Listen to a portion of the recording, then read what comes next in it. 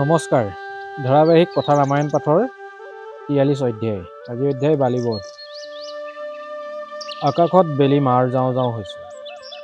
এনে সময়তে আকৌ এবাৰ সুগ্ৰীৱে কিষ্কিন্ধাৰ দুৱাৰমুখত চিঞৰি চিঞৰি বালিক যুদ্ধ দিবলৈ আহ্বান জনালে। বালিয়ে তেতিয়া ৰং মনেৰে জিৰণি লৈছিল। তেওঁ উচপ খাই উঠিল। খন্তেকলৈ তেওঁৰ আকাংক্ষাত হেতা পৰি গ'ল, কিন্তু ততালিকে খঙত মতলীয়া হ'ল।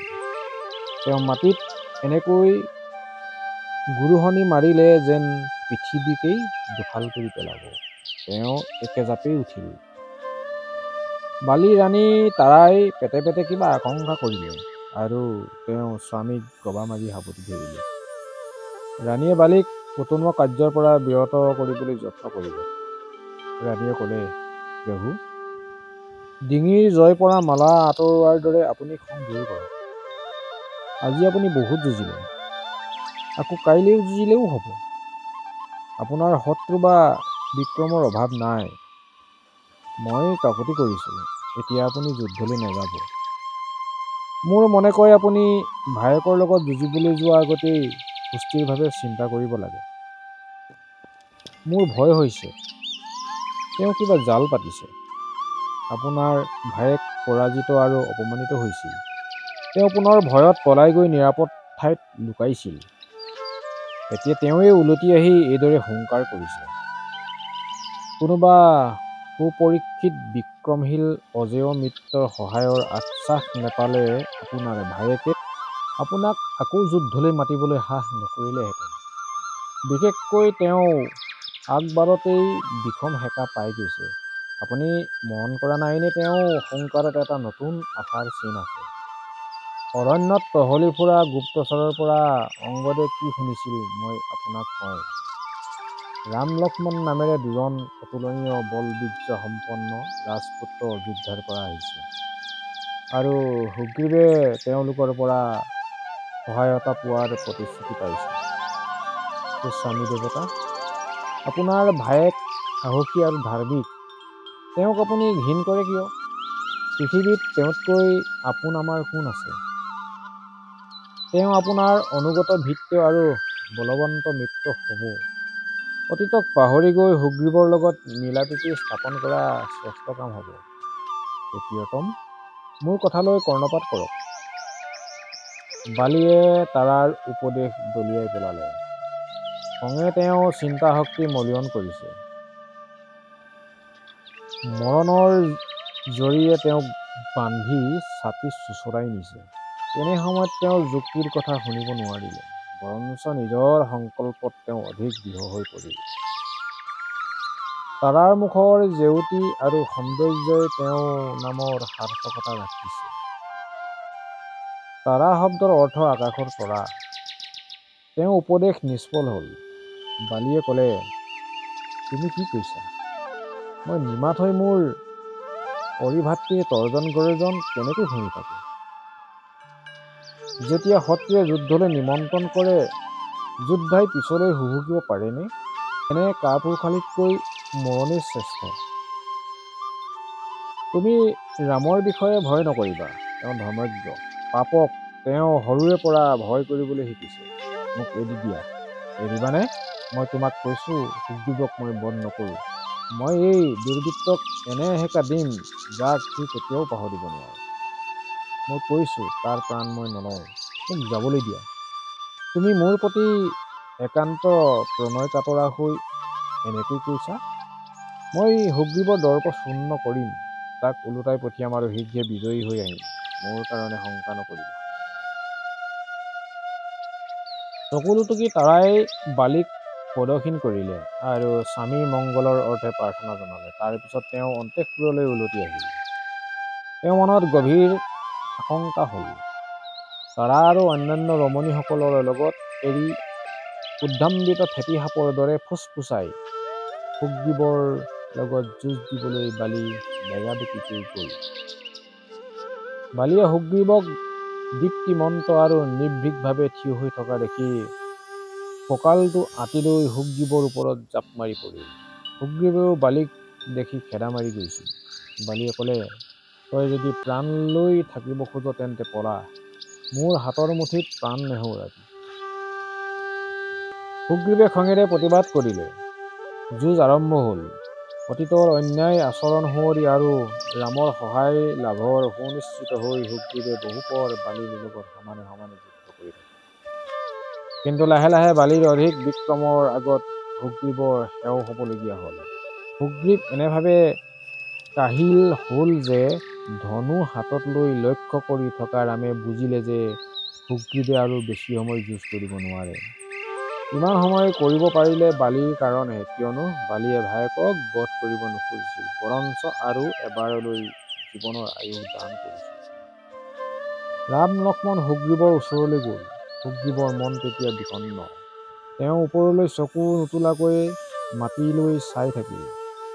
ৰামৰ ওপৰত তেওঁ খং, আৰু এই কাৰণেই যে ৰামে তেওঁক সহায় কৰিম বুলি কৈ কথা নেৰাখিলে। সুগ্ৰীৱে ক'লে, আপুনি যদি বালিক বধিব নোখোজে তেন্তে মোক আগতেই ক'ব লাগিছিল। তাকে ক'লে মই বালিৰ বল বিক্ৰমৰ কথা জানি শুনি কেতিয়াও তেওঁক যুদ্ধলৈ নেমাতিলোহেঁতেন। কিন্তু আনহাতে আপুনি মোৰ মনত বিশ্বাস জন্মালে। মই এনেই মাৰ খালোঁ। আজি যে মই জীয়াই থকাটোৱেই মোৰ পক্ষে বিস্ময়কৰ কথা। ৰামে ক'লে, সুগ্ৰীৱ, খং নকৰিবা। মই মৃত্যুবাণ মাৰিব নোৱাৰাৰ উচিত কাৰণ আছে। তুমি আৰু বালি উখৈ পাখৈ, চাল চলনত, চিঞৰত, সাজ পাৰ আৰু আ অলংকাৰ দেখিবলৈ একেই। যুদ্ধ আৰম্ভ হোৱাৰ পিছত কোনজন তুমি কোনজন বালি চিনিব নোৱাৰিলোঁ। বিবুদ্ধি আৰু নিঃসহায় হৈ মই থিয় হৈ ৰলোঁ। বালি বুলি তোমাক শৰেৰে বিন্ধা হ'লে টিকিব নোৱাৰে। এতিয়া নকৰিলে নহয়। সেই ভাবি ৰামে ধনুত মৃত্যুবাণ জুৰি গুণডাল কাণৰ ওচৰলৈকে টানি নি বালিৰ বহল বুকুলৈ মাৰি পঠিয়ালে। সেই অব্যৰ্থ শৰপাতে বালিক ততালিকেই ডাঙৰ গছত কুঠাৰেৰে কাটি পেলোৱা দি মাটিত পেলাই দিলে। উৎসৱৰ সামৰণিত অৱনমিত কৰা পতাকাৰ দণ্ডডালৰ লেখীয়াকৈ বালি দেহটো তেজেৰে লুতুৰি পুতুৰি হৈ মাটিত পৰি ৰ'ল। পৰি থাকোঁতে তেওঁক জ্যোতিষ্মন্ত আৰু মনোহৰ দেখা গৈছিল। সন্ধ্যা সুৰুজে পোহৰাই পেলোৱা মেঘৰে নিচিনাকৈ তেওঁ মহান দেহটো তিৰবিৰাই আছিল। ইন্দ্ৰ প্ৰদত্ত ঐশ্বৰিক মালাধাৰী তেওঁ বুকুৰ ওপৰলৈ জিলিকি আছিল। এই মালা তেওঁৰ প্ৰাণ আৰু ঐশ্বৰ্য ৰক্ষা কৱচ আছিল। এই মণিধাৰ ৰামৰ শৰপাত আৰু তেজ বৈ থকা ঘাঁহখিনিয়ে তেওঁ বিৰাট দেহটো জেউতি চলাইছিল। ৰণত পৰা বীৰজনৰ ৰাজশ্ৰী সুন্দৰ বিৱৰণ বাল্মীকিয়ে দি গৈছে। যুদ্ধক্ষেত্ৰত মৃত্যুশয্যাত পৰোঁতে প্ৰকৃত যোদ্ধা যিমান শুৱনি হওক, আন অৱস্থাত কেতিয়াও সিমান সুন্দৰ নহয়। অপ্ৰত্যাশিত স্থানৰ পৰা হৰবিদ্ধ আৰু আহত হৈ বালি স্তম্ভিত হৈছিল। বিবুধি হৈ বালিয়ে কেউফালে চকু ফুৰালে। তেওঁ ৰাম লক্ষ্মণক ধনু হাতত লৈ আগবাঢ়ি অহা দেখা পালে। ঘৃণা আৰু ক্ৰোধত তেওঁৰ চকুলো বৈ পৰিছিল। কণ্ঠস্বৰ প্ৰায় লীন হ'ব খুজিছিল। তেনে অৱস্থাত তেওঁ ৰাম লক্ষ্মণক প্ৰকৰ্ষণা কৰিলে আৰু অন্যৰ লগত যুদ্ধত প্ৰবৃতজনক অনাহকত বধ কৰাৰ কাৰণে কদৰ্য বিশ্বাসঘাতকতাৰ অভিযোগ কৰিলে। বালিয়ে ক'লে, ৰাম, তুমি সম্ৰাট দশৰথৰ পুত্ৰ। মহৎ বংশত তোমাৰ জন্ম আৰু নিজৰ কৃতিত্বতে তুমি সুখ্যাত কি? এনেস্থলত এই কাৰ্য কৰিলা কেনেকৈ? তোমাৰ বিক্ৰম আৰু ধৰ্মৰ যশস্যা পৃথিৱীত বিয়পিছে। তথাপি মই যেতিয়া অন্যজনৰ লগত যুদ্ধত প্ৰবৃত হৈ আছিলোঁ, তুমি অদৃশ্যভাৱে পিছৰ পৰা মোৰ শৰীৰলৈ মাৰাত্মক হৰ মাৰিলা। তোমাৰ পুৰুষসুলভ গুণ, সত্যবাদিতা আৰু সহিষ্ণুতাৰ খ্যাতি বৃথা। তুমি কোনোটোৱেই যোগ্য নহয়। জগতবাসীয়ে তোমাৰ বিষয়ে কি ধাৰণা কৰিব? মই তোমাৰ কি অপকাৰ কৰিছিলোঁ? মই তোমাৰ লগত যুদ্ধ কৰিছিলোঁ নেকি? তুমি গুপ্তঘাতকৰ দৰে গছৰ আঁৰত লুকাই থাকি মোক বধ কৰিলা। ৰাজপুত্ৰৰ পক্ষে এনেদৰে নিৰ্দোষজনক বধ কৰাটো মহাপাতক। তুমি ৰাজপদৰ অযোগ্য। আই বসুমতীয়ে তোমাক কেতিয়াও বৰ হিচাপে গ্ৰহণ কৰিবলৈ মান্তি নহয়। মোৰ সকলোতকৈ দুখ ৰ'ল এই কাৰণে যে মোক নীচ আৰু পাপিষ্ঠ নৰাধমে হত্যা কৰিলে। যদি তুমি মোৰ লগত যুদ্ধ কৰিব খুজিলাহেঁতেন তেন্তে মই তাৰ সুযোগ দিলোহেঁতেন আৰু ন্যায় যুদ্ধত পৰাজিত হৈ তুমি মোৰ দৰে ধূলিহাৰি পলাহেঁতেন। অথবা তুমি যদি সীতাক উদ্ধাৰ কৰিবলৈ সহায় বিচাৰিলাহেঁতেন, তেন্তে এদিনতে মই তেওঁক আনি দিলোহেঁতেন। মই তেতিয়া ৰাৱণক বধ কৰি তেওঁৰ শটো জৰি লগাই টানি আনি তোমাৰ ভৰিত পেলাই দিলোহেঁতেন।